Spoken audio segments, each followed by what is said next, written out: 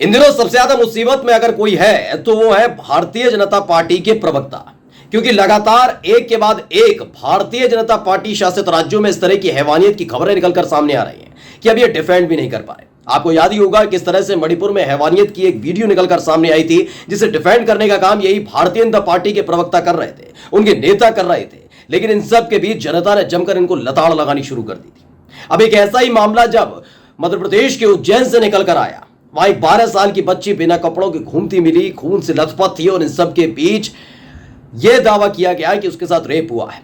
इसके बाद चुनावी मौसम में मध्य प्रदेश के अंदर पार्टी की साख को बचाने के लिए ऐसे ही प्रवक्ताओं को उतारा गया था। एक के बाद एक विपक्षी पार्टियों की शासित राज्यों में तस्वीरें निकालकर दिखाने लगे, बताने लगे कि किस तरह से अलग अलग राज्यों में इसी तरह के हालात बने हुए हैं। यानी अपनी पार्टी और अपने साहेब की अस्मत को बचाने के लिए इन्होंने विपक्षी पार्टी शासित राज्यों के एक एक कुंडली को खंगालना शुरू कर दिया। वो बात गलत नहीं है, अगर अमूमन ये काम करते, ये सारी चीजों के लिए आवाज उठाते तो समझा जा सकता था। लेकिन जैसे ही इनकी पार्टी के ऊपर, साहिब की अस्मत पर या फिर ऐसी तमाम चीजें जहां जहां भारतीय जनता पार्टी की सरकार है वहां पर इस तरह की घटनाएं घटती हैं, तो ऐसे प्रवक्ता उतर आते हैं। एक ऐसे ही प्रवक्ता ने जब गंदगी फैलानी शुरू की तो लोगों ने जमकर क्लास लगाई। नमस्कार, मैं हूं प्रज्वल गौतम और आप देख रहे हैं द कंटा। आपको मालूम है कि मणिपुर में जब हैवानियत हुई थी तो उसके बाद साहिब 30 सेकंड के लिए संसद के गलियारे में बोले थे। उन्होंने नसीहत दी थी राज्यों को कि जो भी बच्चियों के खिलाफ जैसे भी अपराध हो रहे हैं उनको रोका जाए। इसके लिए उन्होंने 3 राज्यों का जिक्र किया था। उन्होंने मणिपुर का जिक्र पहले नहीं किया था, पहले छत्तीसगढ़, फिर राजस्थान, उसके बाद मणिपुर का जिक्र किया था। यही काम सिलेंडर वाली मैडम संसद के अंदर खड़े होकर कर रही थी। वो चीख चीख कर बता रही थी अगर चर्चा करनी है तो चर्चा छत्तीसगढ़ पर करिए, राजस्थान पर करिए, बिहार पर करिए, पश्चिम बंगाल पर करिए। यानी इनके हिसाब से मणिपुर में जो हुआ वो अमूमन हर राज्य में हो रहा है। लेकिन ये बता नहीं पा रहे थे, चीख रही थी सिर्फ। तब भी जमकर फजियत हुई थी भारतीय जनता पार्टी की और इस बार भी यही हालत है। दरअसल मध्य प्रदेश के उज्जैन में जब से 12 साल की बच्ची के साथ दरिंदगी की खबर निकलकर सामने आई है, उसके बाद भारतीय जनता पार्टी की और वहां की जो सरकार है वो निशाने पर आ गई। ये लोग तरह तरह से कमेंट कर रहे हैं और साथ ही लताड़ फटकार भी लग रही है। इन सब के बीच फिर से अपने प्रवक्ताओं को उतार दिया गया है कि कैसे भी करके विपक्षी पार्टियों को बदनाम किया जाए, उनकी शासित राज्यों में जिस तरह की घटनाएं हैं उनको बताया जाए। लेकिन इसी को लेकर अब लोगों ने लताड़ा लगानी शुरू कर दी है। भारतीय जनता पार्टी के प्रवक्ता का नाम तो आप जानते ही होंगे, संबित पात्रा। उन्होंने हाल ही में एक ट्वीट किया।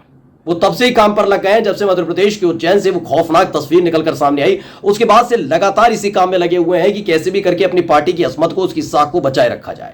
इसके लिए उन्होंने बड़ा सामान्य सा एक हथियार उठाया है। ये कि पहले जिस तरह से मणिपुर में हैवानियत के बाद तमाम तरह से तर्क दिए जा रहे थे, ट्वीट किए जा रहे थे, वैसे ही अब किया जा रहा है। सबसे पहले इन्होंने थोड़े दिन पहले उस घटना के फौरन ही बाद पश्चिम बंगाल में हुई एक घटना का जिक्र किया था। दक्षिण 24 परगना, उत्तर 24 परगना में जो घटना हुई थी उसको लेकर, जहां पर एक बच्ची के अपहरण की बात आई थी। उस वीडियो में दिख रहा था कि बच्ची को बेरहमी से मारा गया है और उसको जलाने की कोशिश की गई। वो तस्वीर इन्होंने वीडियो अपने ट्विटर हैंडल पर डाली थी और बताया था कि किस तरीके से वहां की सरकार नाकाम साबित हुई है। लेकिन मध्य प्रदेश का जिक्र जब से हुआ है तब से लगातार बौखलाए हुए हैं। किस कदर आप देख लीजिए। इन्होंने एक ट्वीट किया, इन्होंने लिखा है शर्मनाक, और एक कोई कटिंग है पेपर की, उसको डाला है। ये अगर इस खबर को हम पढ़ते हैं तो इसमें आपको शुरुआत में पाली लिखा हुआ दिखाई देगा।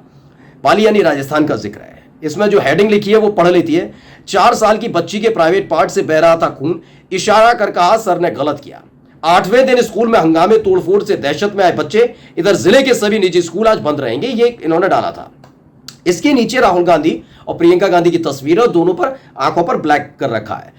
ये इस तस्वीर को डालने का मतलब यह था कि राजस्थान में हालात बहुत खराब है। हम फिर कहते हैं किसी भी पार्टी के शासित राज्य में हो, चाहे वो टीएमसी हो, चाहे वो कांग्रेस पार्टी हो या फिर भारतीय जनता पार्टी हो, मुद्दा ये पार्टी का नहीं है, बच्चियों की अस्मत का है, उनकी साख का है, उनकी इज्जत का सवाल है। इसलिए राजनीति नहीं करनी चाहिए। लेकिन राजनीति सबसे पहले करता कौन है? ऐसे ही लोग। इन्हें यह चाहिए कि चुनावी मौसम में इन्हें फ्री हैंड दे दिया जाए। अगर इस तरह की कोई घटना है तो कोई मुद्दा ना उठाए। क्यों ना उठाए भाई?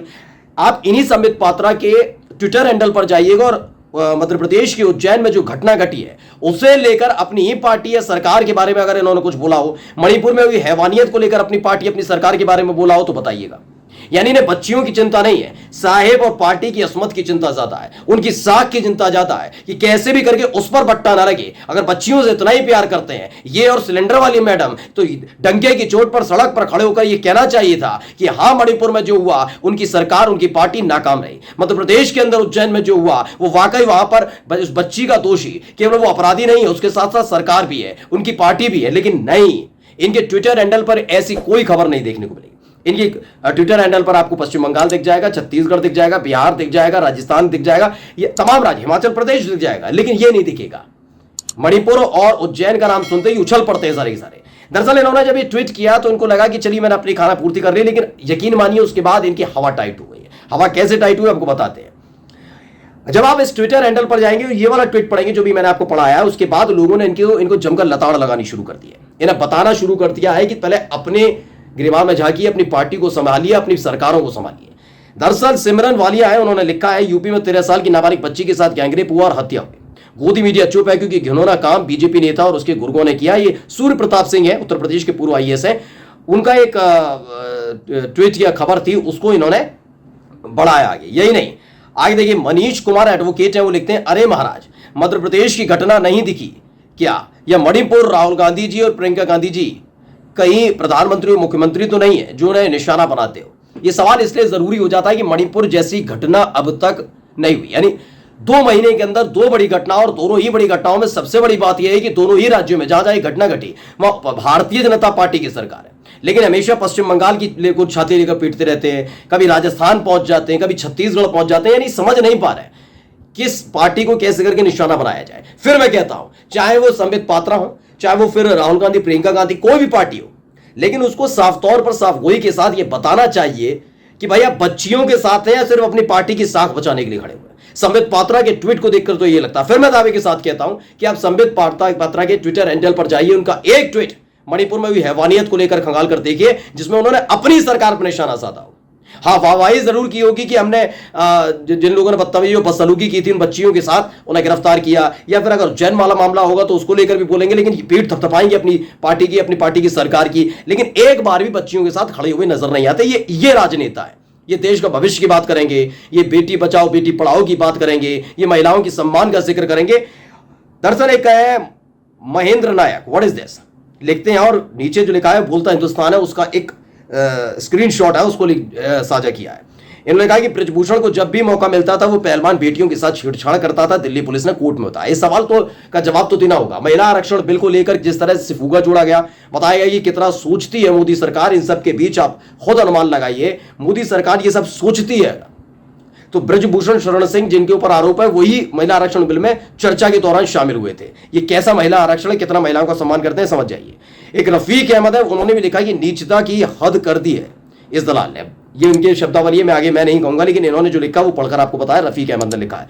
ये तमाम ट्वीट बताने के लिए काफी है दोस्तों कि किस तरीके से भारतीय जनता पार्टी के प्रवक्ता घिरे हुए हैं। वो समझ नहीं पा रहे कि अपनी पार्टी को, अपनी पार्टी शासित राज्यों को, उनकी सरकारों को कैसे डिफेंड करें, क्योंकि ये अब सारी हदें पार हो चुकी है। बेटियों, बच्चियां, महिलाओं के सम्मान की बात सिर्फ करते हैं, ये दिखावा तब तक होता है जब तक इनकी सरकार, इनकी पार्टी की सरकार वहां ना हो।